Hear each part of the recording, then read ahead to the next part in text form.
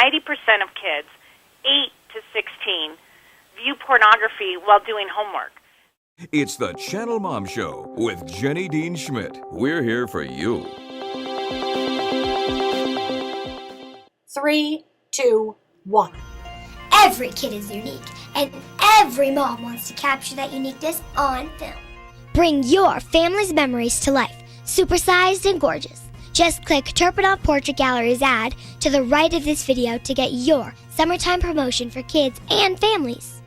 How would you like to figure out how to raise PG children in a world that's rated X?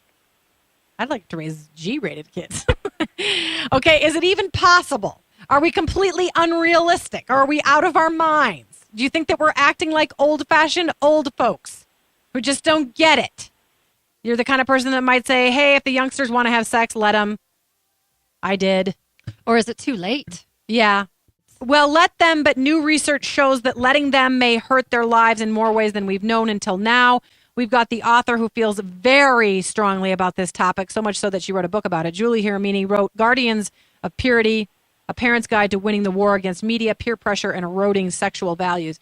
You know, I could ask you some tough sort of devil's advocate questions, Julie, which I may try to, but I'm so on the same page as you about this stuff, and I am kind of known as a prudish mom, I think, and at the bus stop in various places when I tell people my real... I mean, I'll be honest. My son does not have a Facebook page. He's 14. Doesn't have a Facebook page. He does not have an operational phone. We give him someone in case of emergencies. The only thing that we've let him do is Instagram, but we now hear that there's pornography on Instagram, so we're worried about that. We're just really... He's not allowed to date till he's 16. We're strict because we don't want him to ruin his life with that issue, right? That's correct. And I think that is a good decision because you as a parent are realizing that you are the number one influence in your teen's life. Even on days you don't feel like it, you have to realize, for good or for bad, you're the number one influence. I'm putting you on the spot, but can you think of the most shocking statistic that you've come across over the years that you think would surprise or scare parents into action? There are so many statistics out there. It is crazy. I'll throw out one that I just was pulling up. 90% of kids, 8 to 16, view pornography while doing homework. Now, I think why that's shocking is because we think of our 8-year-olds as our little guys or little girls because it's not just a boy problem. Yeah. And because you brought up the issue of pornography, that is where we need to prepare even our younger children if they ever see anything that makes them uncomfortable or people without clothes on, they should come and let mom and dad know. And mom and dad cannot scream and run away and throw the computer in the trash. Yeah. They have to be able to help them navigate this world and help them not get pulled into that whole world of pornography. But that's pretty young, 8 years old. I talked to a mom the other day, 7-year-old, totally addicted to pornography.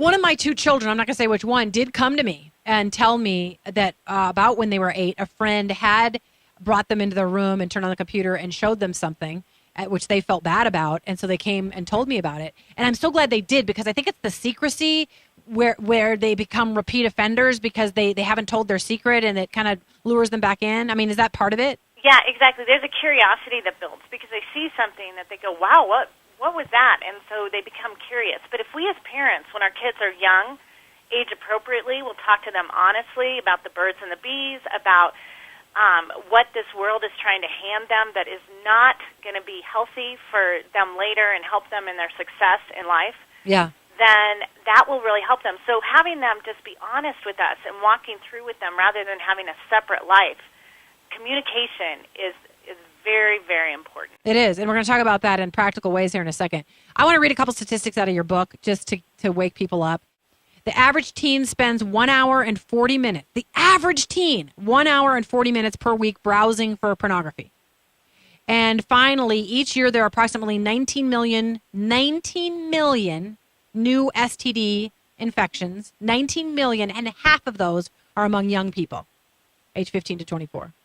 So, I mean, some of this stuff is new statistics and they didn't realize it. They also didn't realize the link to suicide until pretty recently. That's partly because we've got this new phenomenon out there, right, Julie, where people find themselves posting stuff they think it's just for a boyfriend. And even if it's just for a boyfriend, I mean, I don't get that. But they post a naked picture, and Shelley was just looking up the statistic that remember I told you about a specific story that we had seen, and she found one dated in April where a girl had committed suicide after her boyfriend spread the picture around. Can you talk to us about that suicide phenomenon that's now coming from posting provocative pictures?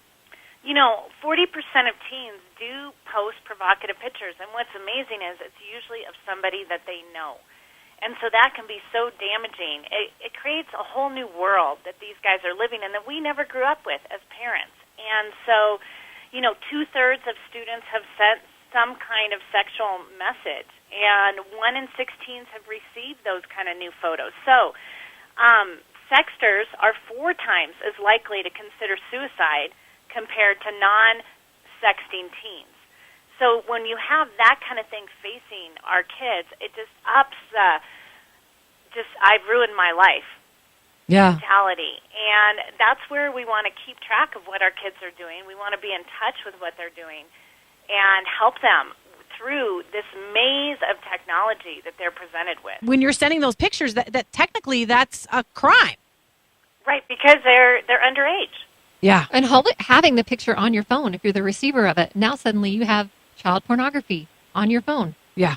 Exactly. And so one thing we need to be aware of as parents is new kinds of apps that are coming out that try and erase pictures, like Snapchat within a certain amount of time. They can say this picture can only be on for so long, and it'll just delete.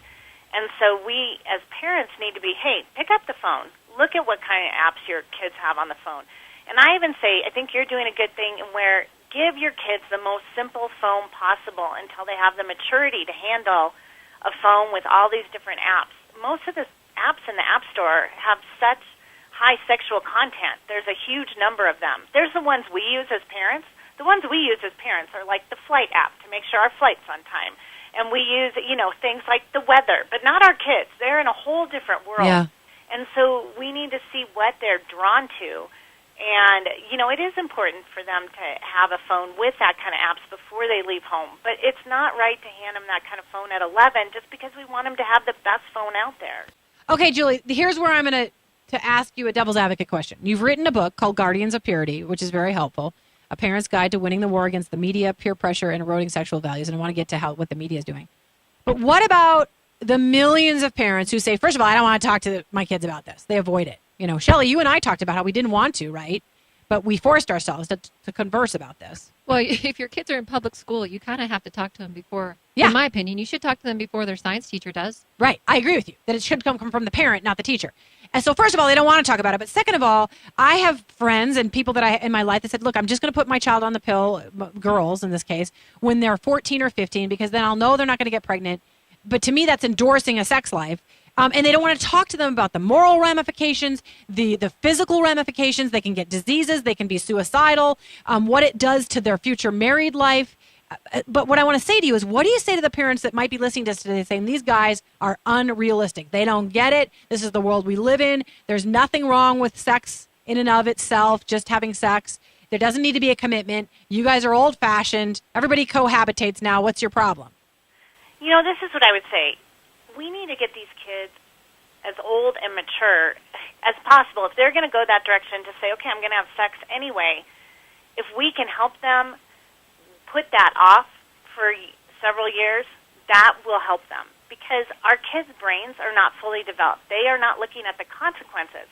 So let's say we put our daughter on the pill. Half of HPV of all sexually active young adults, half of them get HPV. And there's over 100 strains. So you say, well, I'm just going to go get that vaccination for HPV. They'll be fine. But that does not cover many of the strains of HPV, and that's the one that leads to cervical cancer in the end. And so where I'm saying is we want our kids to have a successful life, a healthy future family. And so we need to help them see that the choices that they are making now are going to have a huge impact on their future. And that is walking through where their brain is not computing that. We as parents, in a loving way, not in a combative way, need to give our kids information that really affects them in the future. And these things, they don't know how much that vaccine, gives them protection. There is no research out there that says that it protects them from every kind of HPV. And so there is a different landscape. We as parents might have gotten through it, but for our kids, there are so many more things that they are facing, and we want them to have a good marriage someday. And all this in and out of sexual relationships, science proves that affects actually their bonding ability to their future husband or their future wife. Yeah, let's talk about that. Because I do think a lot of people in our generation think, well, I got away with it. You know what I mean? Having multiple sexual partners and doing it before they got married and all that. And I know I sound old-fashioned to some folks, but research is showing that if you engage in that behavior pretty continually before you get married, it affects your future married life. Can you talk to me about that? Yeah, because everyone has brain chemicals. Women have, brain chemicals. Women have oxytocin. Men have vasopressin. There is a great book on the scientific research called Hooked, How Casual Sex is Affecting Our Teens. And in that book, they say when you release these brain chemicals, sex actually bonds you to one another. Well, in marriages, we know we need that because if we're not bonded, we're not going to make it through this world. Right. But what happens if you bond and then you break up and then you bond and then you break up? And, honestly, it's not even about a relationship these days. It's about hooking up. Yeah. It's about, 91% of girls admit to having feelings of regret, at least occasionally, and feeling used after they hook up. And so it's that kind of, bonding together, pulling it apart. It's like two pieces of tape. You do that a whole bunch of times, it's not very sticky in the end. And yet we want our kids to have a successful future and have a wonderful husband, family, wife. And so those are things we want to share with them because there's scientific reasons that our body is designed in a certain way. And that is actually to bond to one person. Yeah. And even the guys. I mean, you think that they talk about you can't do anything about the guys' feelings, but it says that more than 3/4 in your book, more than 3/4 of guys, 78%, agree there is way too much pressure from society to have sex. So they're even feeling overly pressured. Exactly. And I think we have to look at what is the diet, the media diet that our kids are taking in that gives that kind of pressure. And we have to help them with that kind of media diet. It shows that kids 8 to 18 are at some kind of media, over 10 hours a day if you include multitasking. That's a huge amount of influence. And so if we as parents can just help them navigate that and help them have some, say, hey, you're only on the computer this much time. You're only playing video games. You can't just play forever. All those things where we draw the line and say, hey, this much and no more will help our kids be successful in the long run. Can you give us a 10-second teaser about how you can guide parents through this? Because they're going to be like, well, how do I deal with it then? What do I do? The most important thing is start young and communication. Realize you're the number one influence. Shelley has a point and a question.